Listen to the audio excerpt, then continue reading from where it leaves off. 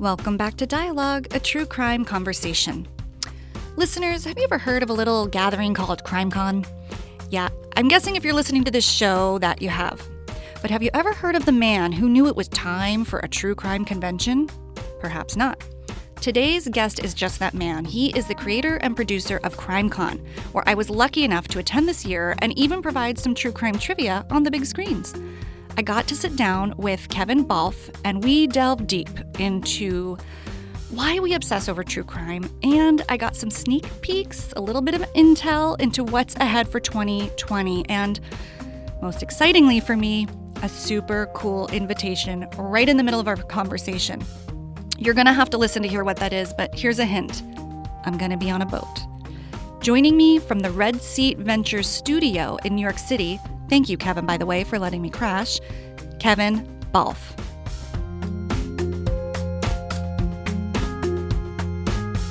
Kevin, thank you so much for being on Dialogue, a true crime conversation. We're sitting down at the studios in Red Seat Ventures in New York City, home of CrimeCon. We're talking to, Kevin Balfe from CrimeCon. That's how you guys know him and love him. And if you don't know him, I hope you will feel like you do more after this. I hope so. Love me seems a little aggressive, but sometimes. Well, I mean, I've been here 10 minutes and I'm getting there, so you never know. Okay. So we're at your offices, which is Red Seat Ventures, which is your parent company. Yep. So talk about what you started doing and then the moment kind of leading up to CrimeCon, which is probably how most listeners are going to recognize you. Yeah. Well, Red Seat's basically just as old as CrimeCon. We started Red Seat in March 2015 and then basically started working on CrimeCon at the end of 2015. So while Red Seat does do things outside of CrimeCon, it is they're kind of hand in hand for us now. So fans don't know Red Seat, but definitely CrimeCon is one of our main businesses here at Red Seat. So the company Red Seat, not to bore everyone too much, but it relates a little bit, was started to help kind of in this new era of like personalities and talents who either have big podcasts, radio shows, TV shows, who are looking for more of a, direct audience connection. Maybe they've been, on a network or a cable channel for a while and kind of are cycling off for a different part of their career and, realize they want to kind of own that audience connection. Red Seat is sort of the company that we're not an agency. We're much more of a builder of businesses, but we'll partner with talent on those businesses and really help, invest the resources, everything from marketing to hiring to staffing. And then Red Seat will really run the company and the talent can do what they do best, which is create.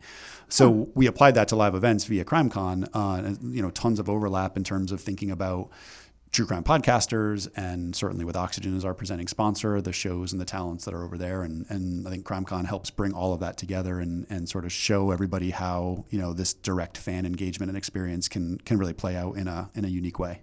Oh, that's really interesting. So what did the moment look like when everybody involved was like, okay, true crime needs a con. Like this is sustainable and people will come by the thousands. Like, were you that confident or was this like a wild experiment? Yes, wild experiment. Yeah. Actually, my partners will probably dispute this, but I will not forget the day in the office where I came up with the term, like I just thought CrimeCon. We were looking at a bunch of true crime businesses and I was like, CrimeCon?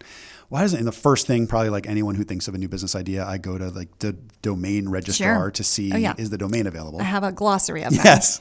And I have a lot of other domains that I haven't, right. And it was, and so I grabbed it like within the first 20 minutes of thinking of the term. Smart. And then into the whole like, well, who else is doing this and what else exists? And my partners were sort of like, oh, that's a cute idea. It wasn't like negativity, but it was more just like, I think I probably have a lot of ideas. And so they were like, okay, just file that one in your little drawer of things that you'll never do. But I think in my mind, the more I started doing the due diligence on who else is doing live events in the space, what does the space itself look like? Who's investing in it, right? And you started back at that time in 2015. We were coming off Serial and into Making a Murder. You knew that HBO was pouring with the Jinx, and you knew that Netflix was pouring money in, and all the over-the-top guys. And so the quality and quantity of content was rising. And I'm a true crime fan. I mean, I've been a fan personally, so I knew and understood already the genre and the types of people that were attracted to it and its longevity. And we can get into all this, but yes, while true crime may or may not be having a moment, Dateline's been around 27 years. Mm-hmm. So, all those things sort of came together to I think make it not just like a fun throwaway idea where you register the domain name, but like a serious business opportunity. And so then when we morphed into like, what would a budget look like? And how do hotel contracts look? Well, I've never done an event before. Starting to go through that checklist of really like, how would this all come together? What would it look like? What would it feel like? Those sorts of things, I think, got us momentum, and momentum brings momentum. We put the first one together, and it was much more the second thing you said, like, let's not put Red Seat out of business on this idea. Let's just go easy. But hopeful that we were going to get a good turnout and that ultimately we'd be able to do this for a bunch of years. And what was the initial turnout in Indianapolis? It was in Indy. Right? Yeah. And I was just looking at these numbers the other day because everything like in life, you look back in your memory, everyone, the hindsight thing, your brain just wants to change the way things were. But the reality was it started out really slow. I mean, I look back at some of the first Facebook ads we did, they were atrocious. Oh, that's so comforting somehow, just sitting from where I sit and seeing what CrimeCon is now to know that there's growth and always room for improvement. Always. Continue. Yeah. No, and I mean, so the first event was 2017 in June. We started marketing it in summer 2016. I'll never forget, I was on vacation and like posted the first Facebook ad and put the registration page on sale and just like sitting there clicking refresh, nothing's happening. Yeah, I've been there. Yeah. And so even, 2016, that's basically 3 years from the moment we first started marketing the first one. And yeah, I look back and cringe already. But I think I'm surprised still looking back that we had, I think it's much more a testament to the genre and the time being right for something like this than anything that we did that was super good or genius other people than were do ready. it. Right. Yeah, people build were it, ready. they will come. They were there. We didn't mess it up. I think that's the best thing we could say about year one for us, right? We didn't mess it up. And we had, it's like anything else, I think that, again, in retrospect succeeds. We had a lot of people that took chances on us, not only from the attendee side where I've talked to the first person who registered, where I've said like, why? We didn't have a speaker announced. We had no history. Like, why did you give us $250? It's a great question. Two speakers who took a chance. I mean, Aphrodite Jones and Nancy Grace were two of the first people who signed on and said like, yep, trust you, put it together. We're in. We'll be there. Yeah. And without that all coming together and people sort of saying, everyone may be selfish in heart to say like, well, if this succeeds, this would be great for me 5 years down the road. But still, to make a trip to Indianapolis in a summer when you'd be doing a million other things, to take a chance on a conference where you don't know if there's going to be 50 people there, it says a lot, I think, about for the people that came that year when there was really not a lot to hang their hat on, just trust of us that we were going to be able to pull this off. That's amazing. So at 2027, let's leap Time into machine. the future. We are going to talk about future sneak peeks, but not that far into the future. 2017, was Oxygen a premier sponsor? Oxygen, and had they made that transition to being all true crime at that year? They were just making it. Okay, so that's awesome. We had no idea. Again, just what I just said, like a little bit of luck and a little bit of timing and everything else. I mean, Oxygen reached out and made us aware that they were making this move and that they wanted to, be a part of this. And, again, for us at that time, having them on board was everything. I mean, to have, because it's a little bit, and you're an entrepreneur, this, like, it's a little bit of fake it till you make it. 100%. And especially with something like this, where now we can all look back and look at Fire Festival and some of these other things. And like, there is some concern about events that don't have a history now, but 3 years ago, I think it was just people sort of thinking like, well, I don't know. Were people thinking like, I don't know, if I give this person $250 and they don't put an event together, what happens? Do I get my money back? What if there's no one to sue? What if there's no one to refund the money? I mean, there's a whole element of trust when it comes to live events that I think if I had like sat down and thought a lot more about, probably would have scared me off. So I'm kind of glad I didn't and just put the blinders on and said, we're doing it and we're going to make this incredible. But things like Oxygen making that switch and coming on and lending a major, and it's an NBC Universal company, lending their name then to what we were doing, to then me to go out to other folks in the industry, speakers, podcasters, attendees, right? Now it feels real. And so then people think it feels real. Now I'm in. And then when they're in, well, then I'm in, right? Yes. That's the way life works. But you've got to get it's part being good, part being lucky. Yeah, some initial buy-in really helps. And from whom you get it helps a lot too. So I'm sure that impacted you. So you say you're a fan of the genre. what is the first case you remember that really grabbed your attention? Were you, a child, a teenager, a young adult? Like, when did this genre kind of enter your psyche? Or maybe it was subconscious. You grew up, watching something with your family, or what did that look like? Well, I get asked that a lot. And my true crime fandom, I was a huge cops watcher, which I consider to be true crime. It's actually the number one. The truest crime. Yeah, really. And the longest running. It's now had a few iterations and really has now become Live PD in a new way. But that's what I call it. The 21st century cops is Live PD. 100%. And very smart. Right there. But the trend of what people want to see, that fascination with what's happening on the front lines, and I want real and raw, and that's never gone away. And Cops for us was like an event. When there was the new one on, we were sitting there. And same thing with Dateline. I loved Dateline growing up, and I love it now. Yeah, I think they do what we try to do at the con a lot with sessions, which is like, these are stories, and while they're we can talk about all the respect and everything else that needs to go into the telling of those stories. They are, when people ask me, why are people fascinated with other people's misery? Well, I'm like, well, they're not, but they're fascinated with good storytelling. And that's true in any genre that you look at. And true crime is the best. It's got a beginning, a middle, and end. Generally, there's a hero, there's a villain, there's a climax, there's often a crime, always a crime in our genre. But in the best stories, that's the arc that happens. And I think, whether it's CSI, NCIS, Law and Order, or in the true realm, right? That's what these stories are. And so I think Dateline always fascinated me because of how well they tell those stories. And they do it great for TV and play on all the things they know about us as viewers. Sure. But I think that was my first recollection of loving the genre. In terms of cases, so one, nothing that I remember really, really young, but I have a terrible memory. Mm-hmm. But there was a case that I remember from Dateline, and I actually followed it like by Google alert for a while, because I'd watch the episode and I was like, I have to know what happens. But it was a guy from the U.S., somewhere in the South, Georgia maybe, got married, went on his honeymoon over to Australia, and the wife died scuba diving. I know this story. You know the story? And the whole question was whether he killed her scuba diving. Underwater, all sorts of evidence tank. About whether the tank was messed with, right, and what was really going on in their but I find, again, talk about human drama, right? It's not really about the scuba incident. It's about them as a couple and motive and means and all the things, right? And so to me, and ultimately that case got adjudicated in a really interesting way, which is a whole other podcast. But because you were alerted, so you kept up with it. I kept up with it. Okay. All the way that they handled it, and ultimately what happened with him. I can find his name after, but I remember latching onto that case. And then years and years later, one of the most horrific cases I think anyone that follows true crime has heard of happened in my hometown, which was Cheshire, Connecticut.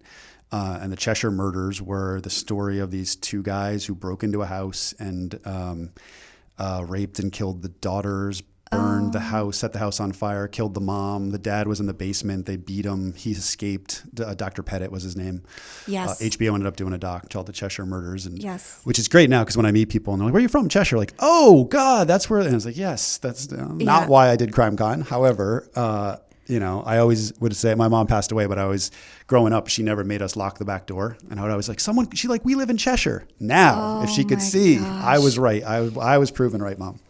Yeah, see, that's exactly, I think you're hitting on exactly what true crime is, which is story, beginning, middle, and end. We're all drawn to those narratives, but it's humanity. It's this could be my town. That could be the man I fall in love with. I've gone on vacation. I've thought someone loved me and they didn't.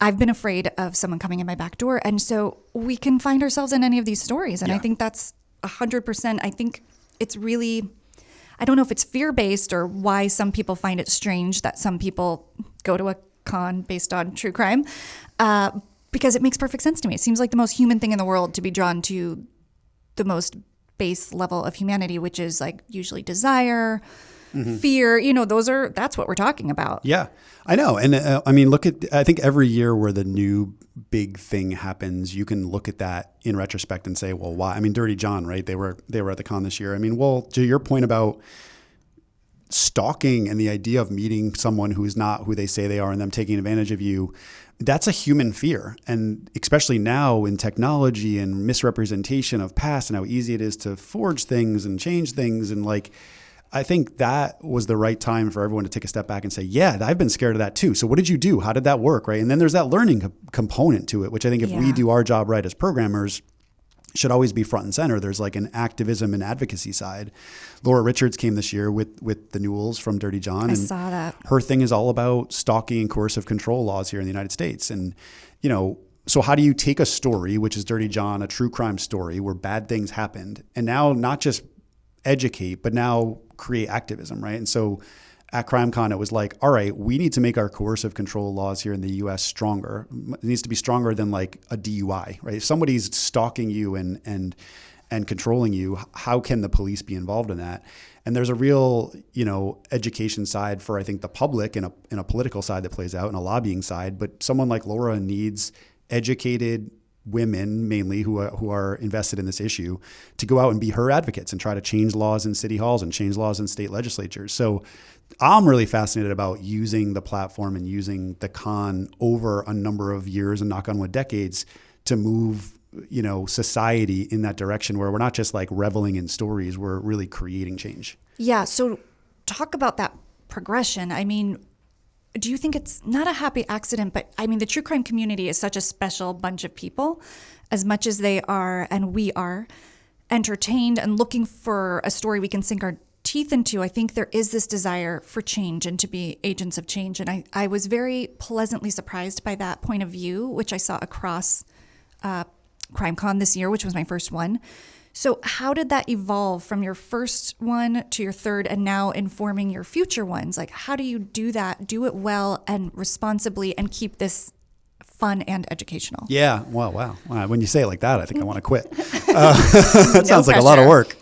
It's challenging, but that's also part of what makes it interesting. It's not, you know, when we started this, it was a blank slate. And you could go out, you could price it however you want, you could have it wherever you want, you could program whatever you want. And I think by actions, we've defined it, hopefully, and we're going to define it further. But people now know this isn't, you don't show up dressed as a serial killer, we're not going to let you in. Yeah, don't wear costumes, Thank you don't bring things that are inappropriate, right? And so people who are fans need to make a choice. Well, if I care so much about dressing as a serial killer that I can't go, then I'm sorry, you can't go. Weed some people out. It weeds some people out. Yeah. And then, you know, what is the programming? Is it, you know, let's face it, there is a sensationalistic side to true crime, and a lot of properties take advantage of that, and there's an audience for it. But that's not our audience. And so, you know, by the programming and by the sort of policies and regulations, you attract a certain type of people, you attract a certain type of speaker, you attract a certain type of sponsor and an exhibitor, and all those things then play together, I think, to create an environment, hopefully, which is what you saw in New Orleans this year, which is really one of, yes, there's sometimes a spoonful of sugar to make the medicine go down, but there's medicine. You know, there's really emotional sessions with victims and families and police searching for justice. There's we just talked about it before we started, the sort of row of tables of families looking for justice. The Delphi family was there this year. Yeah. The Maura Murray family was there this year. I mean, these are cases where consumers view them as don't mean any disrespect. This is the way this works, but like we view them as sometimes media properties. I watched a show or I watched a series, right? And then you get there and you meet the people and you see the tears in their eyes and it hits home. And I think that's one of the things we can do every year is to remind people. And I think our audience by and large doesn't need that reminder, but occasionally, you know, in the first timers show up and they're like, they leave different, you know, you don't just watch a show and go, oh, that was entertaining. You watch a show realizing like this was the worst day of someone else's life. And now how do I honor that and respect that and help if I can? And if I can't, just be a shoulder or an ear for that family. And I think the families are finding CrimeCon to be a place where they get that atmosphere, right? I mean, the Delphi family said it this year. We don't want their case to go cold. We know how this goes. Yeah. 10 years from now, no one's talking about Abby and Libby. And so we want to come. We're going to keep putting out the flyer. If you give us time, we want to go on stage. And I think they get a lot of strength from meeting the fans who are saying like, what do you want me to do? I'm going to put this on my Facebook page. I have like 50 people that follow me. Like, yes, please put it. Here's the flyer. Yeah. We'll take anything. Someone knows something. That's the whole idea. Exactly. I think the presence of family who have missing persons at CrimeCon was incredibly impactful and also redemptive, if I can use that word, meaning a reminder that we're not there for entertainment and also a reminder that this genre has given people who did not have a way, you know, where law enforcement has either failed them or is at the end of their ability to help, it's this new avenue that they have to put a megaphone to their case. And I was just it was jarring to see people handing out buttons and, two-sided sheets of paper about the last day they saw their brother or son. But I was so appreciative that they were there, and it reminded me to kind of recenter my priorities about why I was there and how I'm viewing and consuming. And I think that I didn't expect that, and I don't know if that was your intention, but the fact that that happened at all seemed so positive to me, and all in a very non-obtrusive, guilt-inducing way. Yeah, I hope. Well, I'm glad. Thank you for saying that. I mean, I hope so, because I think it's a challenge. You look at. I don't go to cons generally. I'm not like a con person. Oh my gosh, same. And so I look at a Comic-Con, and I don't understand it both from a content perspective, because that's not my thing, or from a fan perspective. Like I get getting in lines for autographs and meeting people. Like I understand that, but I don't understand like the whole just revelry around sci-fi. But I do acknowledge that millions of people love it. And so that I think that that's awesome. But so the question for us as organizers was, well, how do this isn't that. So you don't want people, while people are going to come and CrimeCon's going to be a trip for them, right? We see a lot of mother-daughter college reunion. Oh, yeah. I mean, there's nothing wrong with that. There's nothing wrong to say that your vacation is to a true crime convention. There's nothing wrong with that. So how do we make sure that while people are allowed to have fun in their lives and be on vacation, that during the day, sort of when we're, quote, in session and when we're, consuming this material and being a part of this, that we've got that line of respect and line of activism and non-sensationalism.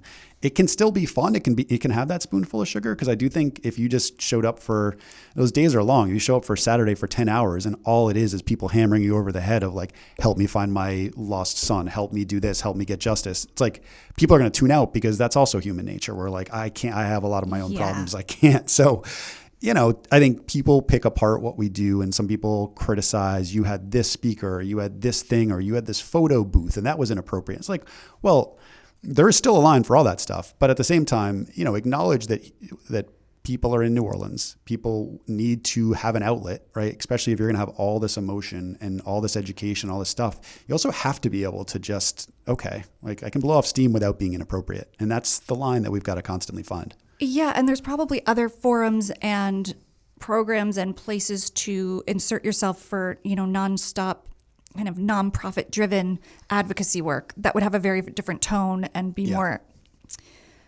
political or academic. And this was not that. Yeah. So I do think it's a ratio and a balance, and I felt it was achieved.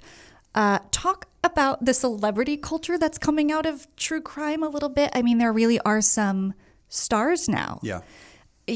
Some who were former police officers and detectives that now are thrust into the spotlight in their retired years and doing advocacy work, but also getting TV shows and podcasts. And it's interesting. I went to CrimeCon this year with a friend who is very peripherally true crime minded. So she knows like Serial and a couple of the big documentaries, but she is not in the space the way I am and the way everybody at CrimeCon was. Yeah, actually, she's a great person to get, to bounce off, to hear what she thought of it.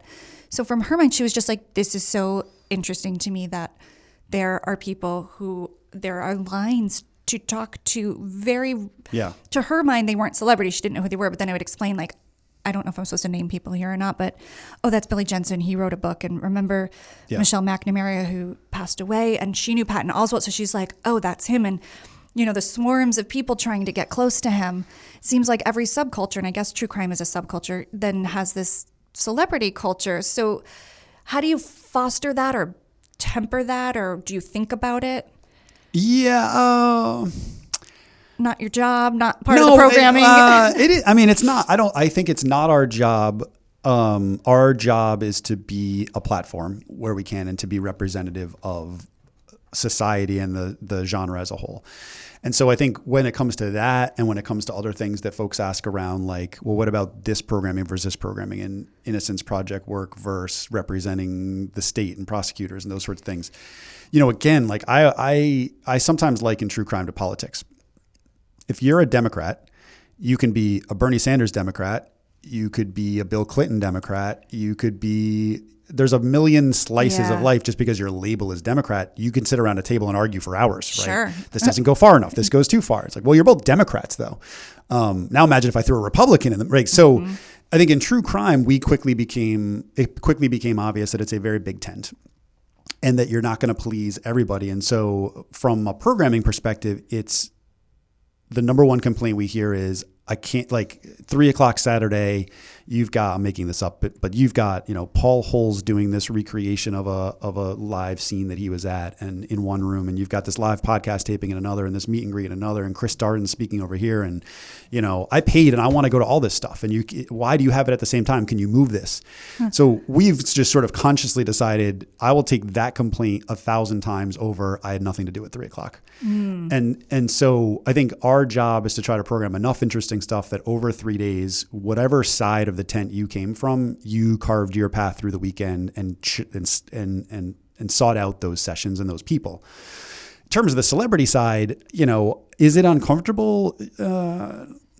Not really, because to me, it's human nature again, right? Like to this group, those people are, and I don't think celebrity is the right word, but I think when you spend all of your time engaged in whatever that is, that person becomes something to you. If I was a medical school student and just read book after book about this doctor who had invented all these new procedures for heart valve transplants, and I became immersed in my life's work was heart valve, and then I met the guy, it'd be like a little bit of like, I've spent a lot of time reading your work and I'm like kind of in awe of you, right? And I think whether it's detectives or whether it's someone like Billy who stepped in and has done an incredible amount of stuff on his own in terms of citizen detective work, there's that amount that people they spend a lot of time with you. Podcasters are a great example of this, right? These podcasters are in their fans' ears hours and hours a week sometimes, and then they're there in real life, and sure, it's just a guy, but we're all just guys. We're all just like, it just takes it makes an outsized person in their life because of the amount of time they spend and the respect that they have for that person. So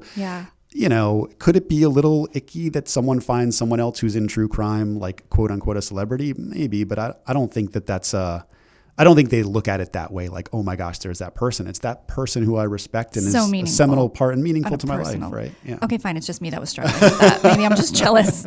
Okay, fine. Are there intentionally or unintentionally themes to each CrimeCon? I sensed a missing person cold case theme this year, but I don't know if that was just me responding to something I didn't expect, or was that like a high priority for the theme or for the year? And do you think about it like that in terms of each event? Yeah, not themes, and more just like what is representative of the genre this year. I mean, this year, and I think we failed at this a little bit, but I thought the biggest story of the year in terms of true crime was familial DNA. We had Cece Moore, who is one of the leaders in the space, and she works for Parabon, which is one of the leading labs in the space.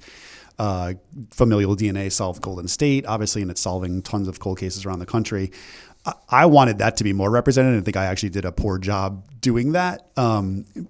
But we think about it in those broad strokes. In terms of cold case and missing, I think those are just going to be, are there enough either new things to say about old cases or new cases that need attention right away? And I think that last year just happened to be a year where there was a lot of things that were still coming out about older things. Yeah. That brought those cases to the forefront and made them interesting for a session, right? We get pitched a lot about a cold case from 1988, and I think there's no date in mind when we're going to do a session, but there is a lot of questions around, well, if we do this and we give you 1,000 people in seats for an hour, what's the best thing that could come out of this, right? Yeah. Is there something, or do you just want to tell the story? Because if it's just tell the story, it could be an interesting story, but it kind of loses that like call to action activism piece. People want to have an outlet for something whenever possible. So the ideal session is, especially if it involves a cold case or a missing person, is certainly interesting story, the right principles there, which for us generally include someone from law enforcement in addition to the family.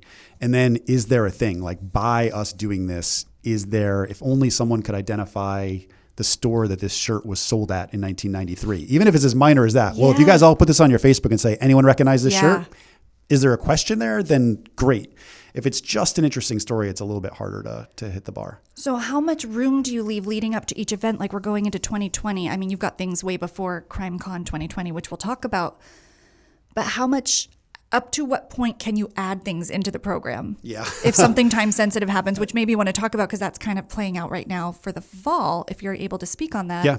Yeah, well, it's actually played out the last 2 years, which is part of the good and bad about doing this genre. I mean, overall, I think really good. Yeah. But prior to Nashville 2018, Golden State was solved literally the week before. Wild. Everything had to change. And then prior to 2019, I think 2 weeks out, the Delphi, which is a case we had followed for quite a while, the family was always coming, but we were not doing anything on stage because there had not been anything new. Right. And sure enough, 2 weeks before, police give a big press conference, new sketch, new audio. And so again, getting the Indiana State Police back down, doing a full session again. A little bit of space. I mean, I think it's one of those, you've got to there's no magic formula. We know that things are going to break and we need to have the space if they do, but at the same time, we can't just have empty rooms. Nope. So, it's a little bit like fluidity. A little fluidity. Yeah. And creativity. Exactly. And that creativity was exactly what it took with Delphi. It was really just like a chessboard. And we tell people, everyone wants the schedule as early as possible. We get it. We want them to have the schedule too and be excited. But it's hard because as soon as you put something out in print, whether you hedge it and disclaim it and hey, it's V1 and it's going to change, whatever. As soon as you say it, people just kind of, at 2:00 on Saturday, I'm going to go see Dateline. Right. And if you have to move it from 2, then people get very angry with that. So it's always that line between here's a schedule, but keep in mind, it's breaking news. Anything can change and has. And so what you just asked about, right? We've got this event coming up in Seattle in October, which is so the event's called CrowdSolve. And is it a first? This is the first one. Okay. Yeah. So talk about what the difference will be. Yeah. I'm very excited about this event. Yeah. It really grew out of everything that we love about CrimeCon and that we had heard in the surveys for the last 3 years. And one of those things is that people often will hear a cold case and we then hear in the survey, hey, that was great. I spent an hour getting invested in that case and meeting all the key players, and then the bell rang and I had to move. Mm-hmm. And I need a lot more time in a case. And so we thought about that in terms of CrimeCon, and really it's not built, that weekend is not built for that. It's built for, it's like the cruise ship model if you've ever been on a cruise. Every hour there's going to be something to do. You're going to have total ADD, and it's a very wide end of the funnel. We're going to give you a little bit of a lot. Yes. But we needed a way to give a lot of a little, and that's what CrowdSolve is. Okay. So CrowdSolve, the idea was, let's take one case where it's going to be a cold case, a missing person, or a potential wrongful conviction. And the criteria is essentially the police and the family both have to be involved, which I've come to learn is much more challenging than it sounds. So involved as in participatory? Yeah. Okay. In our event. In the event itself. In the event itself, right? So this was, again, will this change? Maybe, but our sort of thing going in was we need a case where both the family and the police not only agree to participate, but participate in a material way. We've come to find out, and I mean, I think I knew this at a high level, but I didn't know this until I really have been on the phone with so many families and police, that anytime you get a cold case that's been going on for a number of years, there creates a natural friction, I think, between the family and police. And it seems to be that's the majority of cases, that the families generally feel that the police have moved on or have done a poor job in the investigation or have just kind of are not as responsive as they should be and they don't follow up on leads. And of course, the police have another side of that story of, right? But I think it's if I lost somebody and there was a potential, it was in a situation where there was a crime, you want it solved. And I think it's the families are acting out emotionally and the police are front and center. Listen, there's probably real things to say about certain jurisdictions in certain cases, but I think overall that feeling is that if a case is not solved, it's because the police are not doing enough, according to the family. So anyway, we wanted the police and the family to both participate in the event.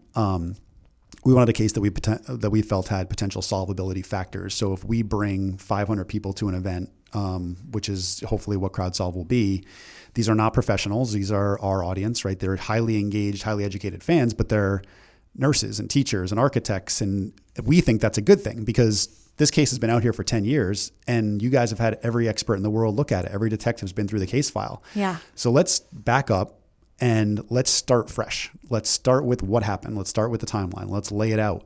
Let's let people ask questions. And so CrowdSolve is a case that we divide up over the weekend into working groups. So if you show up to CrowdSolve, you will be assigned a small group, say 25, 30 people. Okay. And those groups will essentially work through the case in rotation. So depending on what the case is, if it's a case where we needed to recreate the crime scene, we might have, a breakout room where we've done a full recreation of the crime scene, staffed by our crime scene reconstructionist, maybe a DNA expert, again, depending on what the facts are, where you're sort of able to immerse yourself in it, go back to the case file, read witness statements, read the interviews with police with all the sorts of work that they did, and then rotate around, right? So then your next thing might be a session about criminal profiling. What's the psychology of someone who would do something like this, right? We, again, getting a little bit deep here, but looked at a case the other day where the woman, it was a grandmother, her throat was slashed. Well, what kind of person slashes the throat? Does that imply anger? Does that does it imply anything? So to us, this type of event, I think, gives a ton of education on all the disciplines, because the first thing is, if there's a DNA piece of the case, well, our people who are not DNA experts need an education in DNA and evidence and how it works and how it's different from the TV shows. So you're going to get a DNA expert giving that session without regard to the case. Okay. And sort of after you're up, that's kind of like Friday into Saturday. And after you're sort of up to speed on the 4 or 5 key disciplines of the facts of the case, then we move into the case file and then start applying that DNA education to this particular case, that criminal profiling education to this particular case. And, our promise has never been like, we're going to walk out Sunday with an envelope with the killer's name in it. Ours has always been, if we can develop some new ideas, new tests, CrimeCon can pay for some new tests. We're going to have, our one thing that we do have, I think that's unique, is sort of these relationships with everything from FBI to private DNA folks who are the best in the world, private crime scene reconstruction. We bring them all in, and these small police departments around the country can't afford to do that sort of thing. So we want to hand over back to the police in an NDA confidential. No one's going on Reddit and posting names. This is a very sort of well-organized effort to hand back to police fresh ideas, fresh leads if we have them, fresh test results, whatever it may be, and see if we can make something happen. That's brilliant. That was the idea. Oh, okay. Before you tell me the reality of what it is, I have a question. Yeah. That criteria, that checklist of wanting, the family and the police force, the department to be on board, and then a case with some potential solvability. How hard was that to find all 3 things? Really hard. Yeah. And the 4th criteria that I didn't mention was ideally some nexus to the geography for where the event is, right? Because sure, then, like for our first events in Seattle in October, we would love a case out of the Pacific Northwest because A, you feel connected to it, you're there. Yes. B, the local media has probably been covering it. And so I think sense. if we can then find, there's going to be interest. And a lot of these cases require media amplification. That's one of the things they need. So can I get to what then happened? Because that sort of segues in. Yes, because that all sounds brilliant. And now, what is the reality of what's happening right now? Well, so we found a case that this was probably 4 months ago. We found a case that checked all the boxes after a ton of work and calls and due diligence. And, police departments aren't exactly quick to say like, I'm in, right? Oh, this event you want to do? Sure, I'm in. I can only imagine, yeah. So there's a lot of work that has to be done to build that trust. And again, I think one of the things, having done CrimeCon for 3 years and having the trust of some key players in law enforcement and in police departments, like we're not calling from scratch now. They know who we are, and they know that we really try to do things the right way. So after a bunch of work, we found a case. It was from the Seattle area. The family was in. The police were in and indicated to us that they would be bringing the case file for the first time unredacted. Matter of fact, they were in literally storage room of the police department taking boxes, photographs, and things that had never been digitized before and scanning them in just to create this case file that we would then sort of work through for the weekend. Okay. And one of the things, that I just mentioned that I think when you talk to police about, well, what are you guys going to do that could possibly solve this? And one of the things I would say was, well, we're going to bring attention to it and look at Tara Grinstead and Payne Lindsay and Up and Vanished, right? Payne Lindsay didn't solve the Tara Grinstead case. As far as I know, that suspect was never mentioned in the podcast necessarily. What he did, though, was create an atmosphere where everyone's like, starts talking again and starts remembering. And as you said before, someone knows something. Someone always knows something. No one does this and doesn't say a word to anyone, very rarely. And so we felt that we had that same opportunity, that given our our media that we would bring to it, and then given all of the things and budget and experts and all this, just we're going to take a cold case that no one's talking about, and they're going to be talking. And I don't know what branches that's going to shake, but again, you haven't solved it in 10 years. Let's shake branches. And so I think that was ultimately what convinced the police in this case to that this was worth a chance. Not that they thought, again, that we were going to have the killer's name in an envelope. And lo and behold, it worked. This is the Nancy Moyer case out of Seattle. Yes. And as we sit here in late July, a suspect called on July 9th. He dialed 911 and said, and gave a full confession. The detective came out. He gave a full confession. And then he recanted the confession the next day, I think probably when he sobered up. So, I don't know. He's at this point, I think still in prison on some unrelated charges while they do some DNA testing of some items that they recovered from his place. But, subsequently we've been in touch with that police department, obviously working through updates to figure out, can we still do that case or should we be moving it? And, they credit both us and a podcast that we were working with called Hide and Seek. And there's a great guy named James Basinger who took that case on and got it to the point where it got our attention. And then we worked with him. Wow. We worked with the police. He had no access to the police at that point. We got the police on board in the case file, and we were all sort of working in unison. And, what I just said I hoped happened. Just for us, it happened a couple months earlier than we thought. So this preliminary buzz signaled this alleged perpetrator to confess. Yeah. In advance of this whole thing happening? That's all in theory. Of course, they haven't released the transcripts. We've heard. Okay. So the Sam Moyer, the daughter of Nancy, got up at the press conference and they asked her what she thought. And she said, I think between the podcast and CrowdSolve, he looked at this and thought they're retesting DNA. Everyone's talking about this. Like, I don't, I can't live with this anymore. Yeah. I don't know. I do know that there's no way the pod and the event could have hurt, right? It's only creating that environment of whoever did this and whoever knows saying like, I wish they would all just stop paying attention to this case and move on. And we're not. So this will all come out of whether he knew and, is he even the guy? I don't know. Pretty wild. But so from our standpoint, we're screwed. Yeah. What now? I mean, it's an incredible perfect storm of circumstances. I'm thinking of the term Ashley Flowers is using with Crime Junkie called Season of Justice. Yeah. And gosh, in 2019 and moving forward with technology and the rise of this genre and the many, many places it's finding itself, it really feels like it is. It's like people should be scared. People that have something to fear and hide should be scared. Yes. And that is so thrilling. Like I have goosebumps thinking about this. Yes. But especially what are you going to do? With the familial DNA too. I mean, again, oh my gosh. If you're a guy who quote unquote got away with murder because they don't have your DNA on file, doesn't matter anymore. You are not sleeping well right now. You are not sleeping well right now. Yeah. So what do you do? How is that looking now to readjust? Well, so the first question that people ask is, well, are you going to do the event? Yes, 100% we're doing the event. This more than ever, this has proven that we're onto something with this concept and that it's needed. So unfortunately, we're getting pitched tons of cases now. I mean, good for us, bad. I say unfortunately because there's no shortage to these cases, right? And so it's now, I think, positively for us, this Tenino, Thurston County, which is the jurisdiction that has the Moyer case, is sort of our advocates now. I think they realize, they went from skeptics to like, wow, right? This can do something. And so I think they're helping us with both other cases in their department and in other departments around the Washington area. We've looked at a number of cases.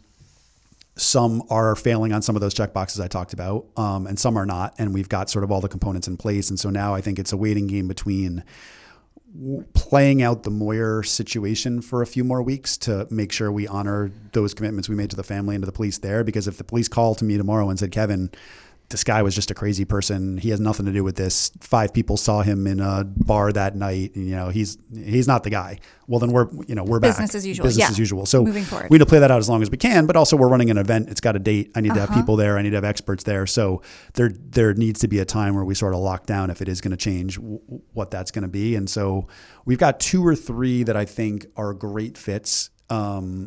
then, now it's down to what is the level of participation from the police. We request, like we had in Moyer, unredacted case file, everything. We'll sign NDAs and confidentiality about this, let's do this right.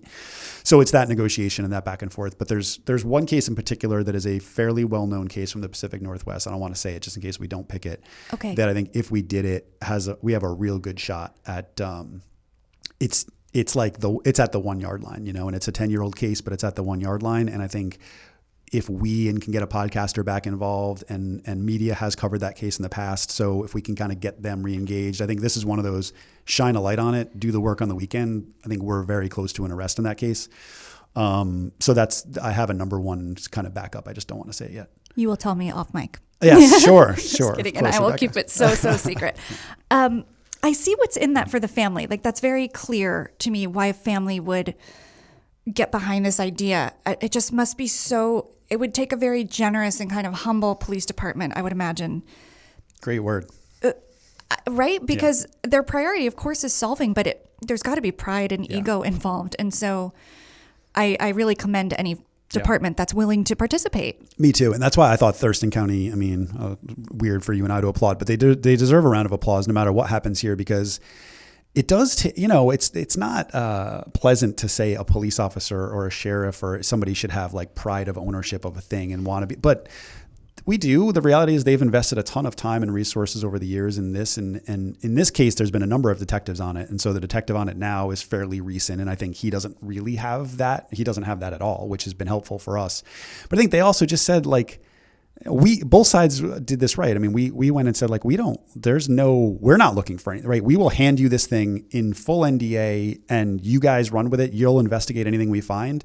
You'll decide whether to make any of that public or not. And if you guys end up arresting the guy, you guys did that, not us. To any role we play, consider us like any other, resource that you would use over the course of an investigation.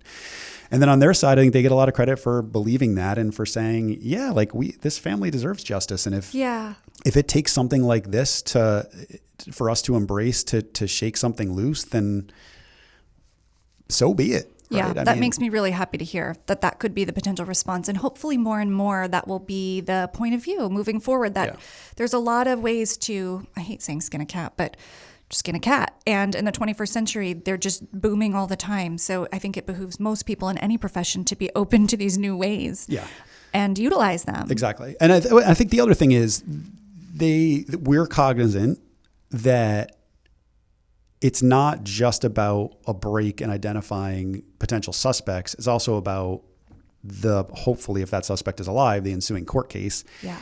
We need to do everything right. We, like it or not, we would then be part of that process. Well, how did you find this? How did you discover this? Right? There's a process that would play out. And if something becomes inadmissible because of some dumb thing the police did, they know they're going to take the flak for that. And so I think also us, I don't know if you got named Art Roderick. He's a former U.S. Marshal. He was at CrimeCon this year. Yes. He was a lot of people know him from the Maura Murray series on Oxygen. Yep. He's a great, just solid guy, but also a solid investigator, really well respected in the community. And he's engaged with us on CrowdSolve and really, representing us with law enforcement and also for the weekend. And I think someone like Art gives that breath of fresh air or sigh of relief from a police that's going to know, all right, I'm not handing this to like Kevin Balfe, event organizer. I'm giving it to Art. Art understands evidence handling and is not going to let this run off the rails where if they develop something, like, I can't use it, because everyone's motivation is justice. Well, it's great if we can point to a killer, but then if the guy's free the rest of his life, how great is that, right? So there's a process, and he ensures the integrity of that and inspires confidence in law enforcement. That we'll be doing it the right way. That's huge. That's very well thought out. I'm very glad to hear that. Well, you got to come to Seattle. I really feel like this is an experience. I'm thinking as an attendee, this is right up our alley. It's like we want to do more and we want more time. And just like kind of how I started my true crime trivia show and you started CrimeCon, a lot of consuming true crime content is so solitary. We listen to a podcast, we watch a show, if we're lucky enough with a partner or a best friend. But these events are places where we can work with other people and be part of it and be part of something bigger than ourselves and just the consumption. So I think it's brilliant. And I do want to come. Yeah, do it. And what, do you want a piece of news? Should I break some news here? Always. So a couple people know this because we went to Chicago earlier in the year for a one-night theater show, and we announced it to only those people. But we haven't announced it publicly yet. But we are going to do a second CrowdSolve, totally different case, hopefully from the Midwest area, but in Chicago in February. So we're going to learn a lot in Seattle, and we're going to apply that to Chicago. But for anybody listening in the Midwest, it's not on the website yet. So get on our email list or email us or whatever, and we'll make sure to alert you when it's on sale. But I don't have the dates, but February 2020. Or the East Coast. If you can't quite take the time to go west, that's perfect. Yeah. That's exciting. What else can we expect for 2020?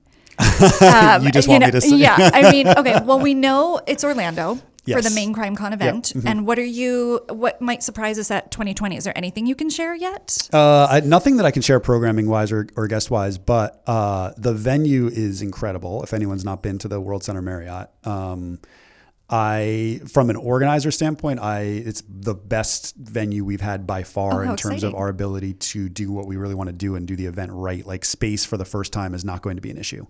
So we have massive rooms, a number of rooms. I can do anything I want in Orlando and it'll fit, which is cool. So that's like the last 3 years, that's always been the biggest thing is like, I'd love to do that. We can't do it. There's no space. And we've sold out the last 2 years. So like this year, how many people will come? I mean, we're going to keep it relatively small, but we can fit more people, which exciting. means we can spend more money on other things that we haven't been able to do in the past. So there's a lot of excitement from just the probably what's boring to the fans, but like the logistics side of it is going to get a lot easier, which is going to allow for a lot more creativity on things. Well, that's exciting. Yeah. Will Mickey Mouse be in attendance? Can we haunt the Magic Castle maybe one night? A private haunted spooky Magic Castle tour? I would love to know a little bit. I think listeners will find this interesting. Like, who is the CrimeCon demographic? Seemed like a lot of women. Yes. Do you have that breakdown? Yeah. How many women to men? Yeah, 80, it depends on the year, but 80 to 85% women every Wow. year. Yeah. Okay. Yeah. Which is generally true for true crime as a whole. It sounds right. No matter the platform. Yeah. But seeing it visually is pretty overwhelming. Yeah. That was another surprise to my friend who, again, didn't know the genre. She's like, I actually wouldn't have imagined this would be more women than men. And I was like, oh, I kind of saw that coming. And then the men. Why do you think? Why do I think she thought that? No, why do you think women like true crime more than men? Oh, I talk about this a lot. I think there's a lot of reasons, but I think women are really in touch with their feelings more. And as we spoke about earlier, true crime touches on all the feelings. Fear, I think we feel scared more. And I think arming ourselves sometimes with knowledge and information and hearing what other people did. I've learned things just from listening to stories about ways women have escaped. I make mental notes of things like that. I think there's this conversation happening around, larger things happening in our country where there's this quote, I don't remember who said it, men's biggest fear is that they'll be laughed at and women's biggest fear is that men will kill them. I think there's something to it. It's like well said. It's just, that's just kind of a reality. And then storytelling and being communicators. I think we are drawn to humanity and I'm drawn to love and passion. And those are the cases I'm drawn to. Yeah. I'm not drawn to serial killer stuff. I'm more like, does my husband really love me? Yeah. Like, should I be reading his computer? Yeah. And things like that. So I think women think. Well, then that's going to be like the Cannibal Cop that we had this year. Okay, I'm glad you brought him up. That's how he got caught. I'm glad you bring this up. Yeah. So that was controversial to me. I feel like that was the only thing I looked at on the quote unquote, the program. I was going to say the menu, but that was a terrible word to use in this scenario. But I really was like, I don't think I want to be in a room with him. Yeah. How do you handle controversial topics like that? And was that a tough call, or was that you really saw the value in it and the education, or was that one like, this could go either way? And for anyone unfamiliar, maybe just a quick Sure. blurb. Gil Valle was a New York City police officer, newly married, new baby. He would go on, and I'm going to tell this in the facts, right? So he would go on I don't know, niche, gross message, but not necessarily even like sexual fetish. I don't know how he describes it, but like message boards, and essentially, late at night when his wife and baby were asleep, just have these grotesque conversations around things that he wanted to do. And they would go back and forth. And there's tons of quotes out there. If anyone, the New York Post labeled him the Cannibal Cop. So if you Google Cannibal Cop, you'll find the whole story. And I think HBO did a doc. Aaron Lee Carr did it. Thought Crimes, it was called, which is ultimately circling back to why I wanted the session. But so he would have these grotesque online conversations about putting women over like rotisserie spits and then cutting them up and doing all these sorts of things to him. His wife, just as you said, went on his computer, discovered these chats that he was having, confronted him, obviously fled with the child, divorced him, the whole thing. He was arrested. So then that picks up to me the interesting part of the story. He was arrested and he was charged with conspiracy to commit murder. And he was convicted by a jury in New York. And then that conviction was subsequently overturned, and it went up, I believe, to the circuit court. It went up a number of times, and it was eventually abandoned. And it's over. So I forgot the technical term. It's like, you don't say someone's innocent, but he was declared not guilty and cannot be retried. He's completely free, no charges, nothing. There was a charge that was unrelated to this, but because people like to nitpick this case because it is a very high energy case, there was a charge unrelated to the conspiracy charge. Okay, so what you just said is what a lot of people feel. This guy, by his own admission, had these grotesque conversations that when we look at another human being, that you should not have those thoughts. And by his own admission, he did have those thoughts. And in fact, he says he continues to have those thoughts in a lot of cases. But there's a legal question here, which is, did he commit a crime, right? Yeah. Did he do anything? And so I find this so fascinating. And I thought Aaron did a great job with the documentary. Although Gil does not think Aaron did a great job with the documentary, which really explores the question of thought crimes. And more in a digital age where we are putting things that used to only be in the deep recesses of our brains into some environment, be it a message board or a chat or whatever, are those crimes, depending on what you say. I could say, I think most people would agree, I could think I would really like to kill Rebecca. It's hard to charge me for a thought, right? Could I text it to somebody, I would really like to kill Rebecca? I don't know. That's not a crime. I do know. What if I said, I would really like to kill Rebecca and I'm going to see her tomorrow night? What if I said, I would really like to kill Rebecca and I'm going to see her tomorrow night and I'm going to bring a gun, right? So at some point in that progression of thoughts and things that you write, you trigger from thought, a harmless thought, to conspiracy, and then potentially if you act on it, to murder. So to me, that in a digital age where all of this is becoming more and more out there, and records are being kept of things, and I don't know, or maybe some tech companies have been accused of spying on some people, right? I think that line is fascinating, and the way people view that line is fascinating, and that's what I hoped to get out of that session. I think the cannibal cop, quote unquote, is what people react to rightly.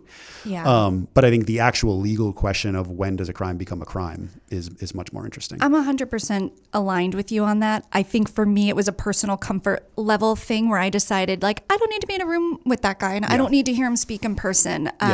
That for me was just a personal threshold that I was surprised I had. Actually, quite pleased that I had one, because I sometimes think my threshold for what I can watch and listen to is so gratuitous, and sometimes I just like, wow, that doesn't affect me. But that one just kind of gave me the shivers, and I decided to pass on it, which is fine.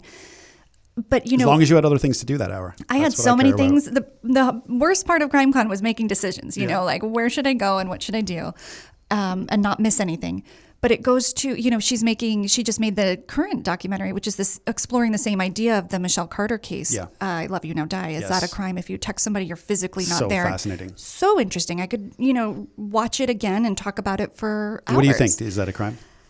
Well, in that case specifically. Before I watched it, I would have said yes. I was glad to see she got a sentence that wasn't extensively long, and I was hoping she was getting some help because I sensed she must need some. But after watching it, I thought, this is really gray, and I don't know where I stand on this, but I don't see her as responsible as I did prior to watching. I think it was a real unfortunate mashup of awful circumstances, and I don't think you can be held responsible for texting somebody to kill themselves. I don't think, or at least I don't know. I don't know if I wanted to say that. I don't think she should have been. Yeah. When we got the full story and we heard the totality of their text dating much further back, and hearing more about his mental state, I don't think it was quite right. And I really think she needs a lot of help. And I wish Conrad had gotten more help sooner. Yeah. Yeah. But those legal questions, to me, those are, there's a lot of interesting things around reconstruction of a murder scene and where the blood spatter means and all those sorts of things. But these questions that are only introduced in our unique moment in history around, 20 years ago, that crime could not exist, right? 20 years ago, the Gil Valle crime could not exist. Those thoughts were just kept in someone's head. And so I think those things and familial DNA, which we talked about, are all a reflection of where we are today with technology and with the way we view society and the standards we hold people to, are the most interesting cases. And you asked before, about how I felt about programming that. I knew that we were in for a maelstrom of attacks on the Cannibal Cop case because people are going to have strong opinions about it. I also happen to think that's exactly the reason why you should program something like that. Because I think, A, you don't have to go. That's B, right. We heard a lot from people, I don't want to be in the same hotel as this guy. Okay, well, you can not come to the con. I mean, I don't want people to make that decision, but if you really feel that strongly, I understand it. He is a free man. You could wind up on the subway with, he's not behind bars. But I think, like anything in life, you learn when you're uncomfortable. And for people, from what we saw from the survey afterward, people that put themselves through that session, whether a lot of folks went in really hating him, and you don't have to, I don't think anyone, including Gil, says you don't have to like me. This is not about me. It's about a legal question. It did come out saying I have a new appreciation, like you just said with the Michelle Carter case. I looked at now sort of everything uncomfortably. And while no one's going to condone his behavior or her behavior, the real question is, what is the requisite punishment, if any, for that behavior? And I think, when we push ourselves to be uncomfortable, maybe our thoughts evolve on it a little bit.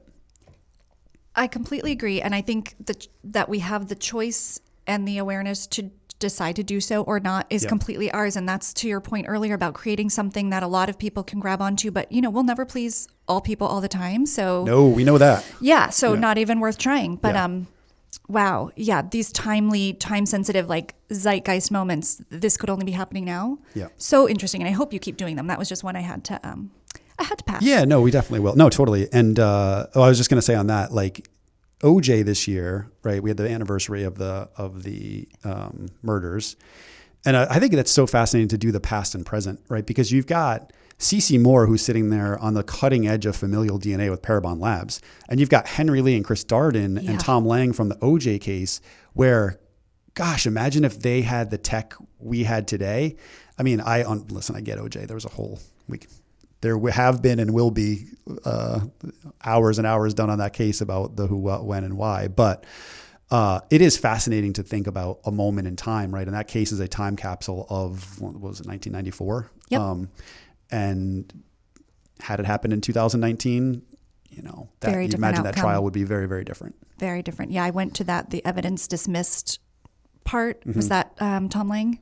Yeah, was he? I don't forget what it was called. I think it was called Evidence Dismissed. Well, that was his book, I think, Evidence Dismissed. But it was all about. He went down a list, big list of things that never made it. Yeah, and how would you have voted if you knew this and if you knew this? And there was so much more than I even realized. And that's my case. That's the one that triggered my whole brain. And grew up watching Cops, but I was a freshman in high school when that happened. Oh God, you're so young.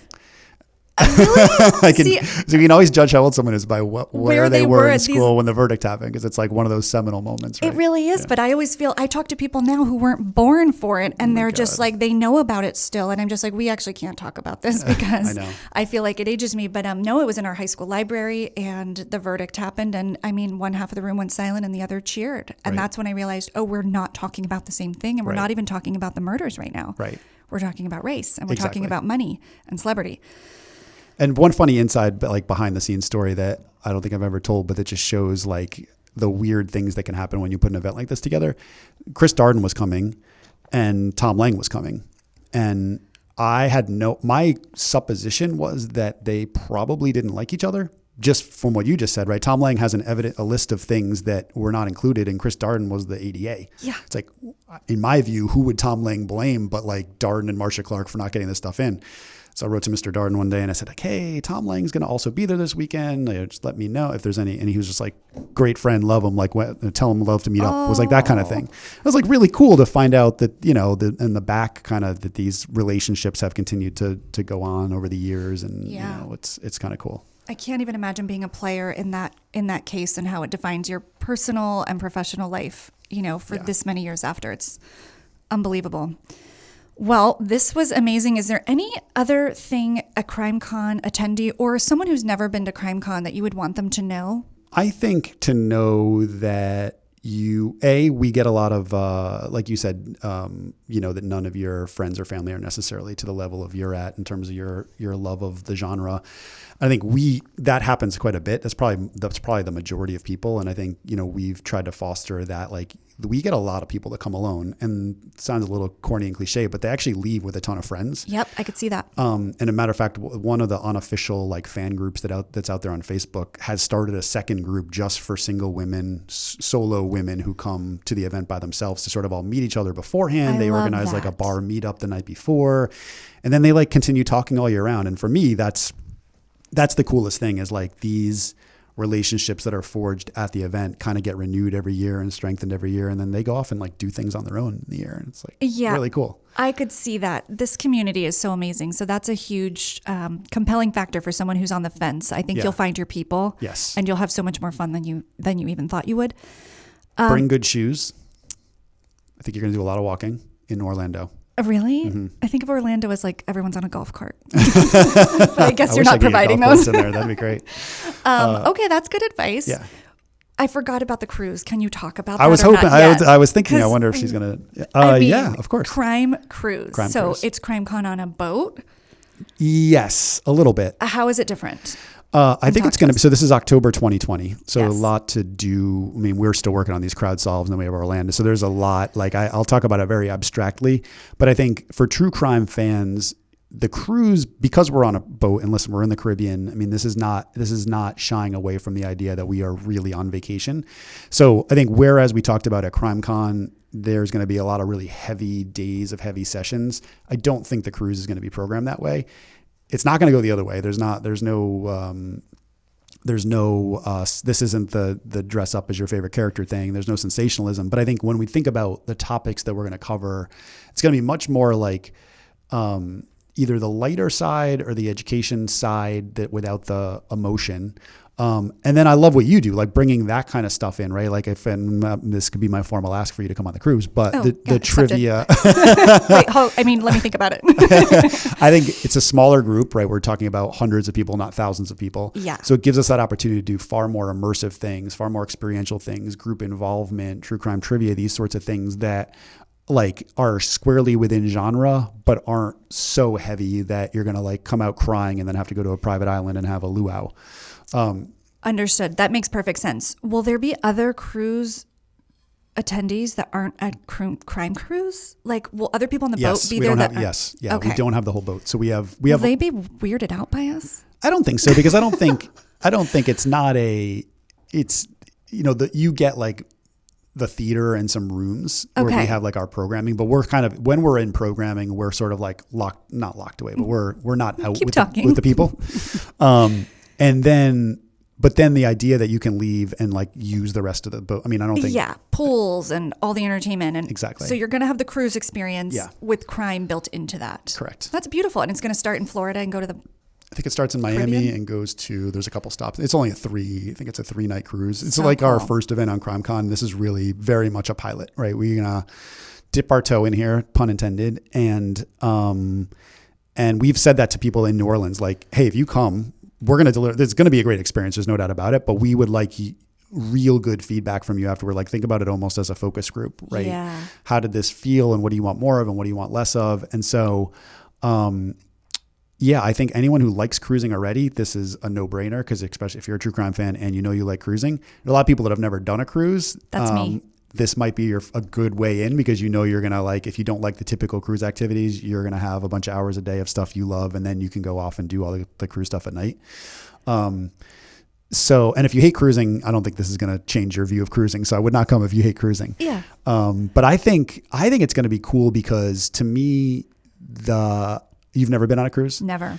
So like, it's a very different feel. I mean, you're on a boat and you look out and there's no one around, and you feel this real sense of like you're kind of all in this thing together, even when you're just on a regular vacation cruise.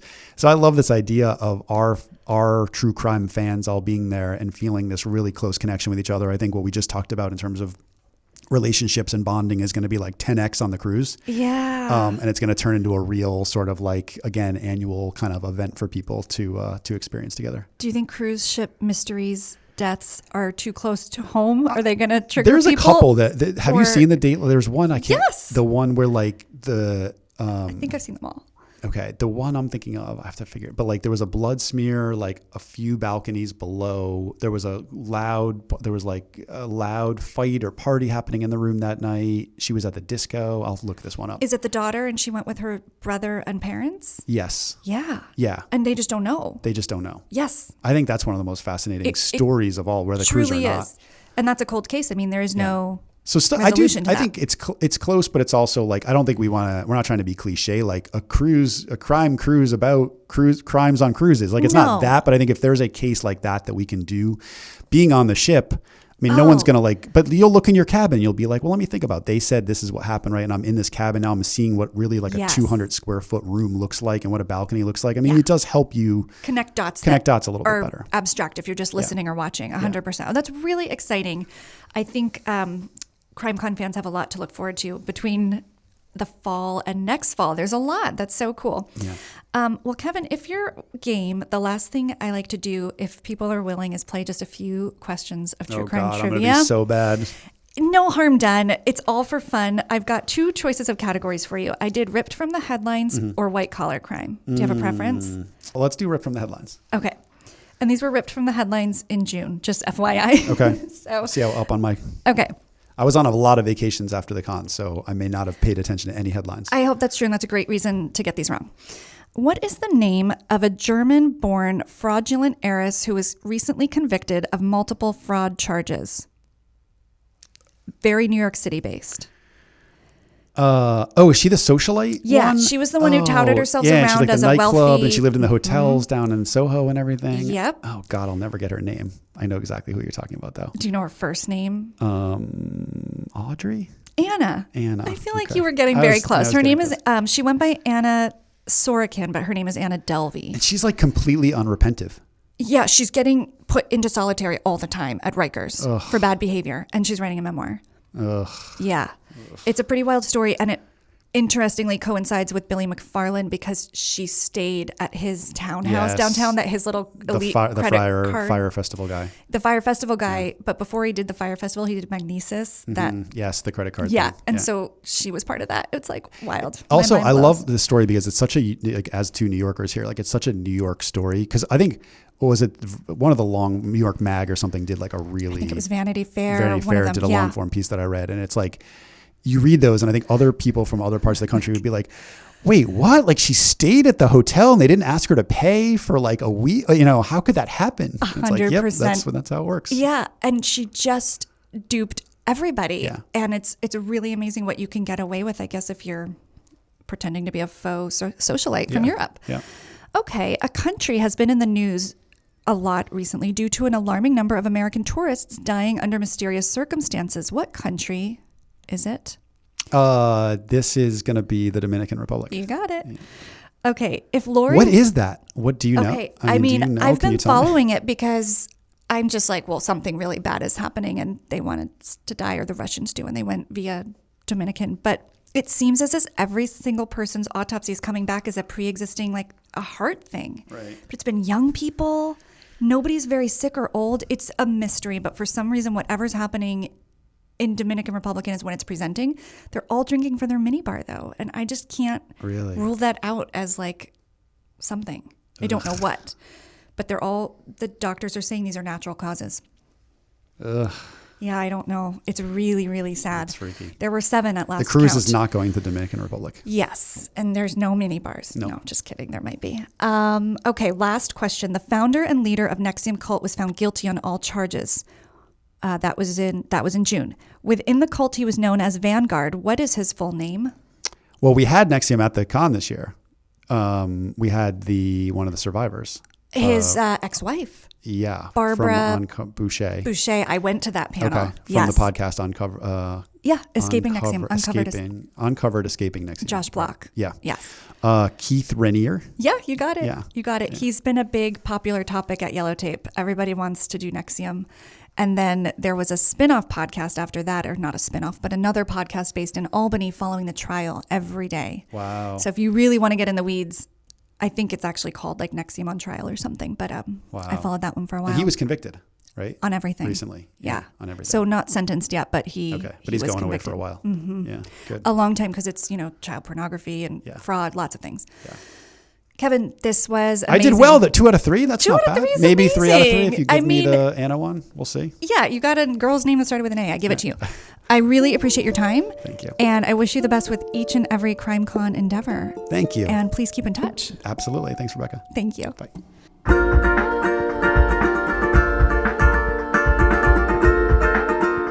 And that is today's dialogue. This is a Yellow Tape Inc. production. We record in New York City. The show is edited by Chris Gersbeck with original music by Olivia Hines.